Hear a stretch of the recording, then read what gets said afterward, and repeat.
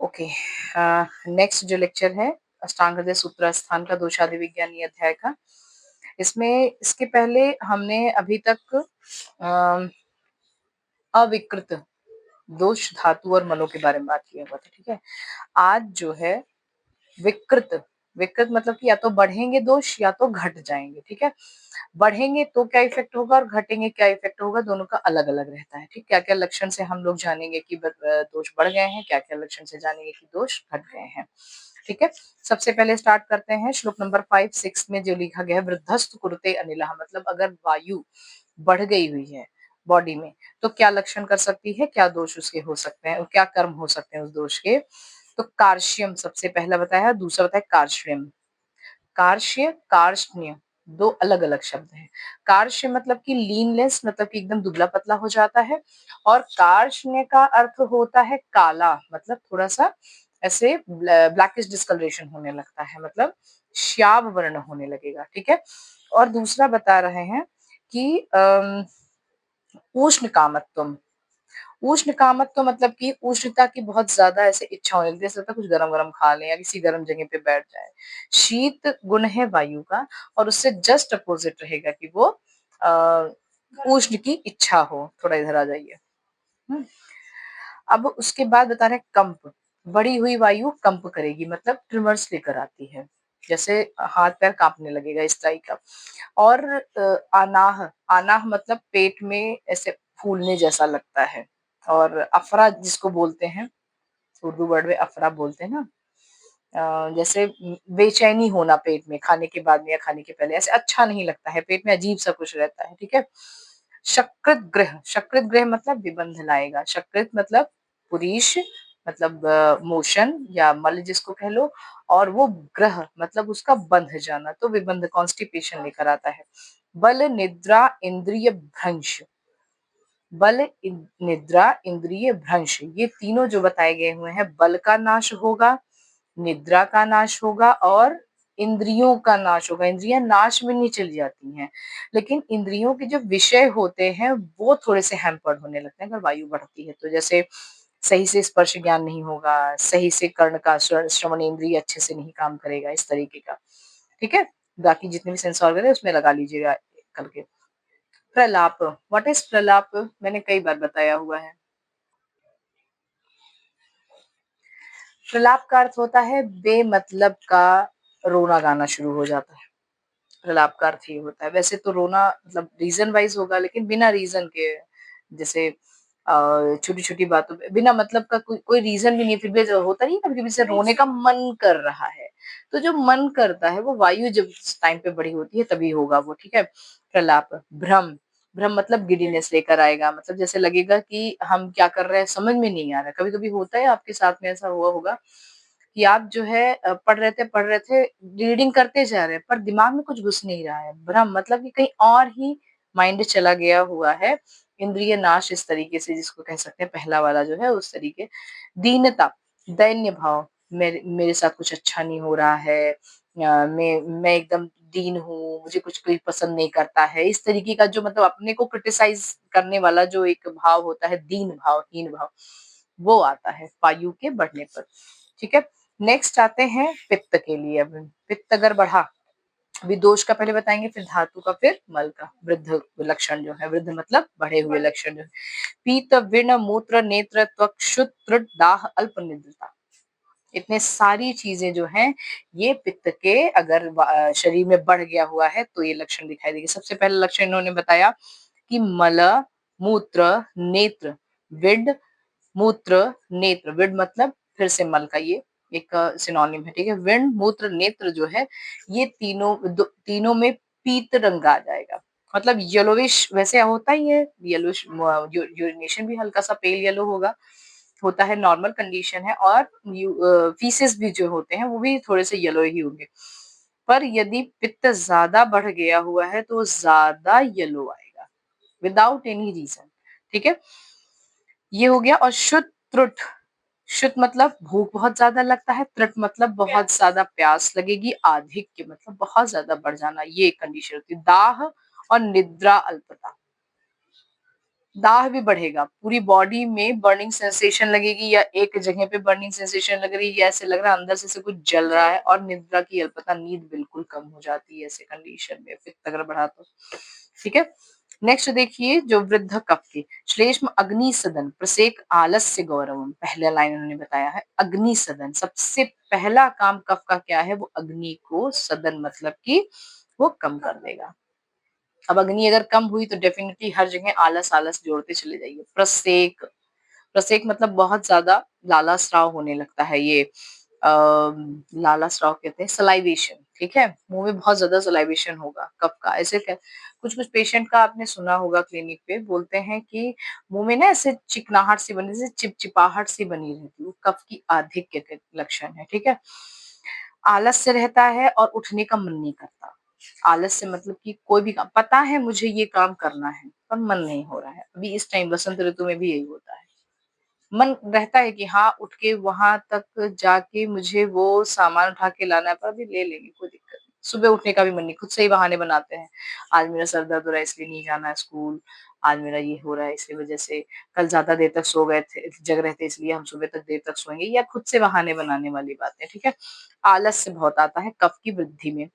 और गौरव, गुरुता, हर जगह भारीपन, यहाँ भी भारीपन, पेट में भी भारीपन, पूरी बॉडी में ऐसा लगता है ऐसे कुछ बंधा हुआ सा लग रहा है, भारी जैसा। श्वेत्य, श्वेत्य का अर्थ होता है पांडु वर्ण होना, पेल कलर हो जाना, मतलब एकदम व्हाइट, व्हाइटिश की तरह। और पेशेंट से जब पूछो ना कि पहले ऐसा, नहीं नहीं पहले हम इस कलर के नहीं थे, व्हाइटिश पता नहीं कैसे जैसे सफेद सफेद जैसा होते जा रहे हैं, मतलब जो अपना नॉर्मल कलर स्किन का होता है ना वो टेक्सचर हटता रहता है। शैत्य, ठंडी बहुत लगेगी, जहां भी उनको छुओगे हाथ पैर उनके ठंडे लगेंगे आपको। और पेशेंट भी कंप्लेन करता है कि अंदर से बहुत ठंडी सी सिहरन सी हो जा रही है।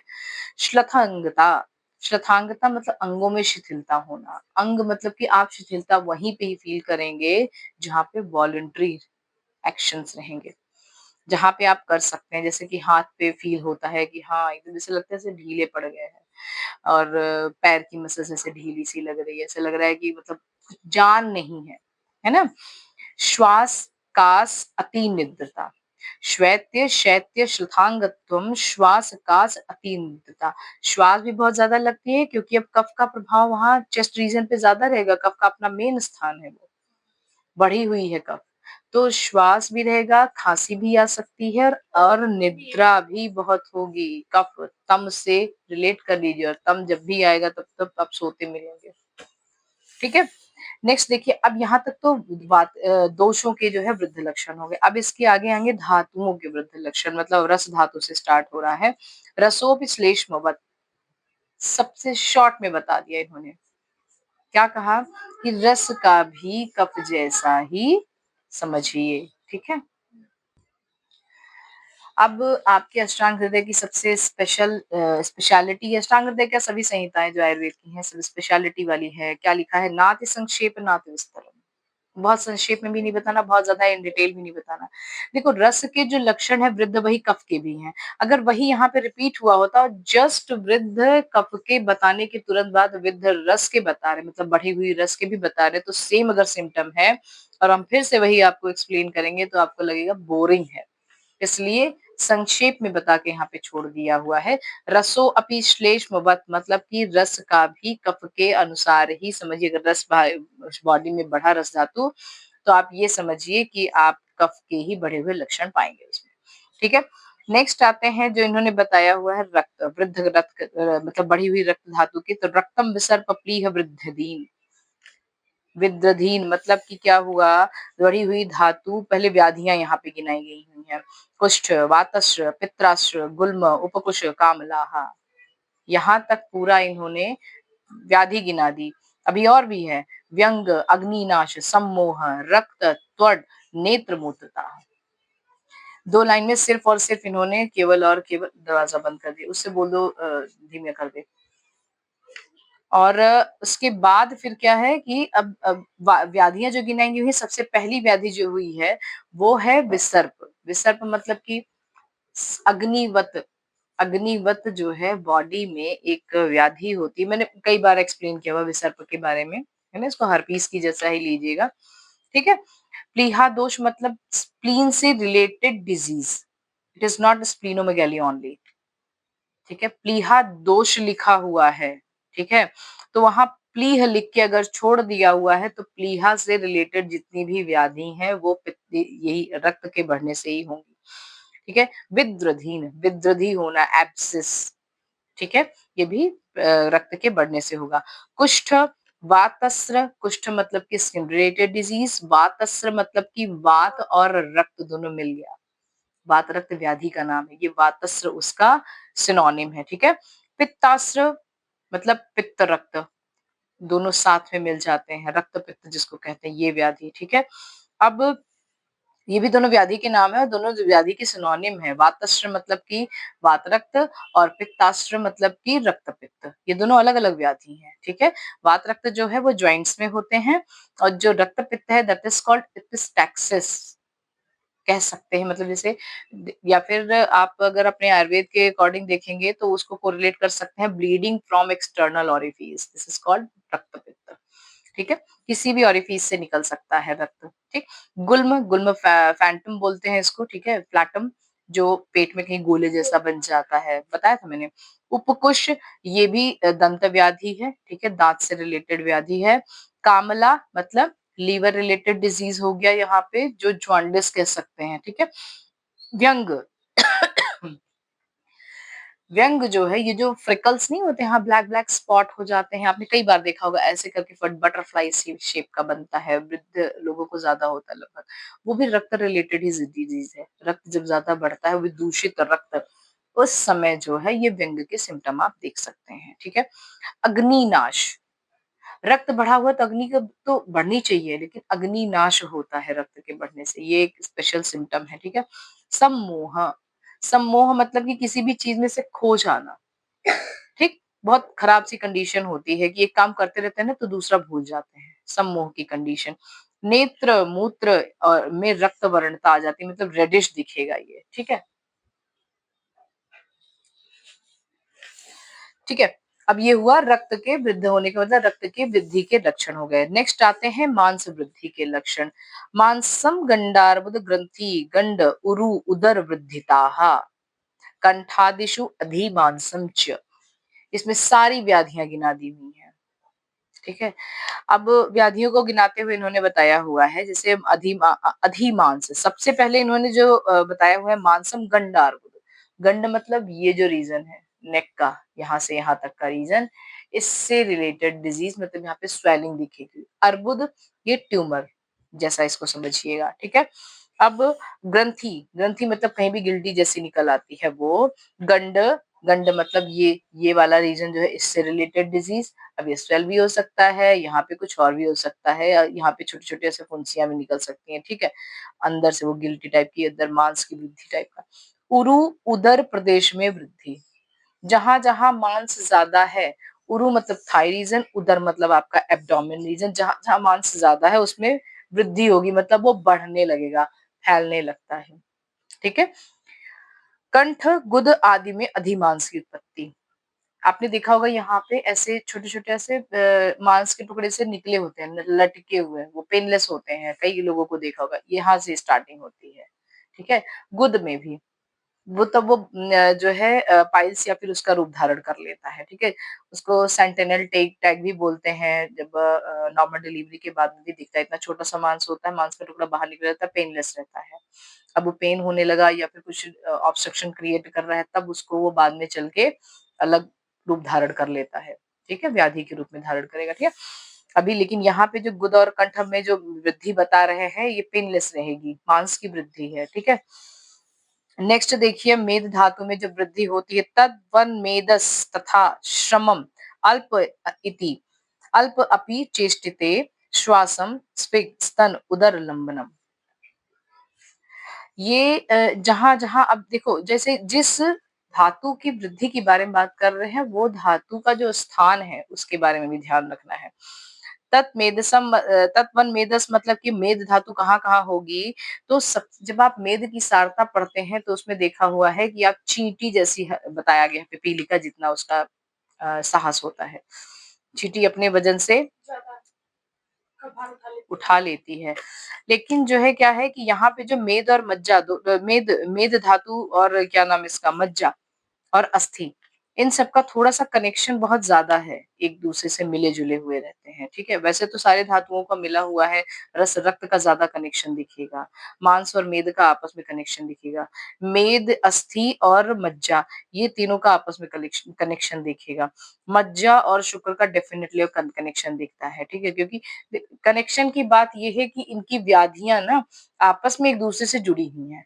अगर इनसे रिलेटेड कोई व्याधि हुई इनके वृद्ध होने पर या इनके क्षीण होने पर, तो आगे पीछे वाले जो ज्यादा कनेक्टेड जिसका मैंने बताया कनेक्शन है, उनका भी ध्यान देके चलना है, ठीक है?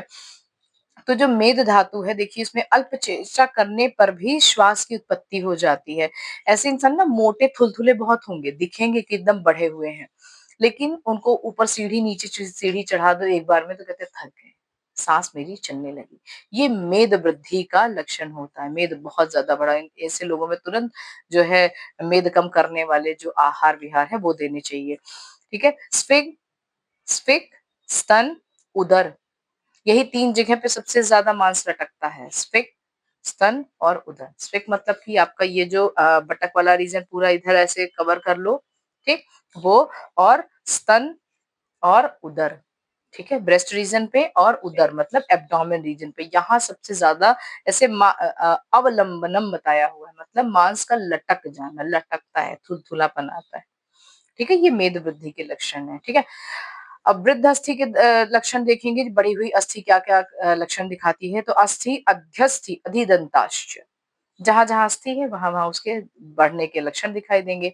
तो अधिअस्थि मतलब कि बहुत ढेर सारी अस्थियाँ नहीं हो जाती हैं, हड्डियों का थोड़ा-सा बढ़ जाना। देखो तो हड्डी बढ़ गई है, वो वाली कंडीशन। अधिदांत मतलब 32 दाँत होते हैं, दाँत के ऊपर दाँत निकल आती है, ये दंत वृद्धि के लक्षण है। सॉरी अस्थि वृद्धि के लक्षण है, ठीक है? मज्जा वृद्धि में देखिए नेत्र अंग गौरवम परवसु स्थूल मूलानी कुर्यात कृष्णाणि अरुंशी च, ऐसे से लक्षण इसमें बताए गए हुए हैं। आप बिलीव नहीं कर सकोगे कि मज्जा मज्जा यहाँ तक भी इफेक्ट कर सकती है।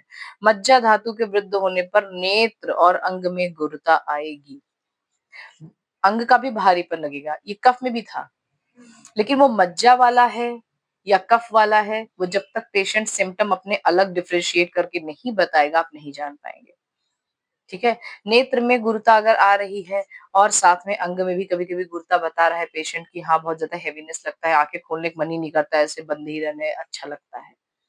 वो कंडीशन जो होगी वो मज्जा वृद्ध की है, ठीक है? अब पर्वों में स्थूल मूल वाली पीड़िकाएँ उत्पन्न हो जाती है, अरुंशी। पर्व मतलब कि ये फेलेंजेस यहाँ, यहाँ, यहाँ, यहाँ। यहाँ फुंसियाँ होंगी वो भी बहुत स्थूल मूल वाली, मतलब कि बहुत अंदर डीप रूटेड जो है एकदम अंदर धसी हुई ऐसा ऐसे फुंसियाँ होने लगती हैं, मज्जा धातु का। खुजली होगी वहाँ पे, पेन भी होगा, ठीक है?